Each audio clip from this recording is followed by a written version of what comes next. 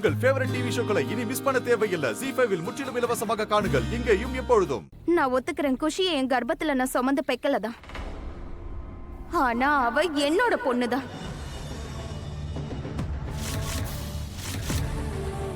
இந்த நிமிஷத்துக்கு அப்புறம் நான் நம்பிக்கையோட என் பொக்கிஷத்தை உங்ககிட்ட ஒப்படைக்கிறேன்.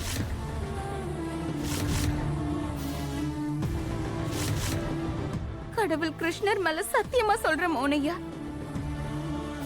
என் குஷிய ஒரு நாள் கூட நீங்க தனியா விடக்கூடாது, ஒரு நொடி கூட நீங்க தனியா விடக்கூடாது. ஏன்னா மோனையா, துளசிய கவேஷத்துல வந்திருக்க இந்த தாமணிய சூழ்ச்சிக்கார உங்க அம்மாவோ அவ பக்கத்துல இருக்க வரைக்கும் என்னோட குஷிக்கு பாதுகாப்புங்கிறதே கிடையாது. அதனால மோனையா உங்ககிட்ட நான் கெஞ்சி கேட்டுக்கிறேன், குறைஞ்சபட்சம் என் குஷியாவது நீங்க அம்போன்னு தனியா விட்டுறாதீங்க. ஏன்னா ஒருவேளை என் குஷிக்கு மட்டும் ஏதாவது ஆச்சுன்னா அதுக்கு காரணம் இவங்க 2 பேரா இருந்தாலும் நான் அதுக்கு காரணமா உங்களை தான் நினைப்பேன்.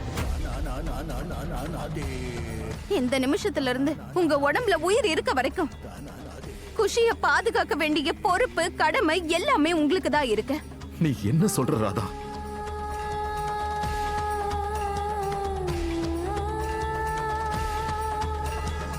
என்ன சொன்னீங்க நீங்க?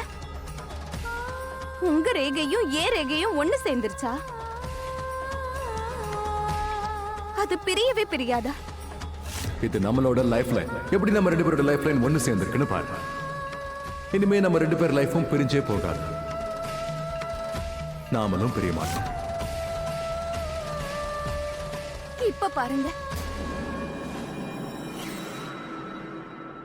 பிரிஞ்சாச்சு. ராதா மோகனோட இந்த உறவு முடிஞ்சு போச்சு.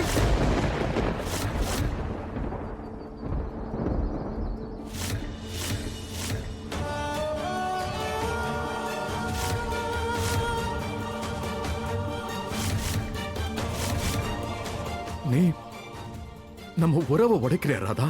ஆமா,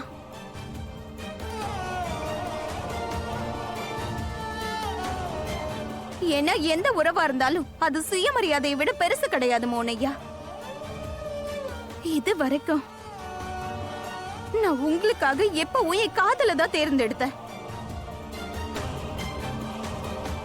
ஆனா இன்னைக்கு நான் எனக்காக என்னோட சுயமரியாதையை தேர்ந்தெடுக்கிறேன்.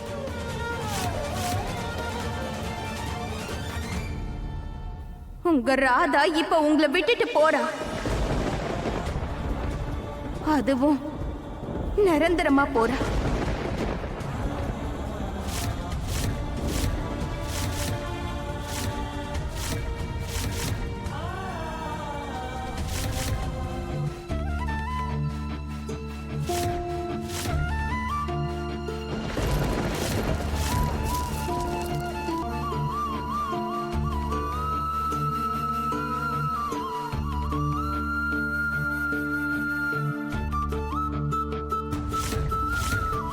இன்னையில இருந்து ராதா மோகன் 2 பேரு. இந்த 2 பேரும் இதோட 2 பேரா பிரிஞ்சு போச்சு. இன்னையோட முடிஞ்சது ராதா மோகனோட உறவு, முடிஞ்சது அவங்க கதை.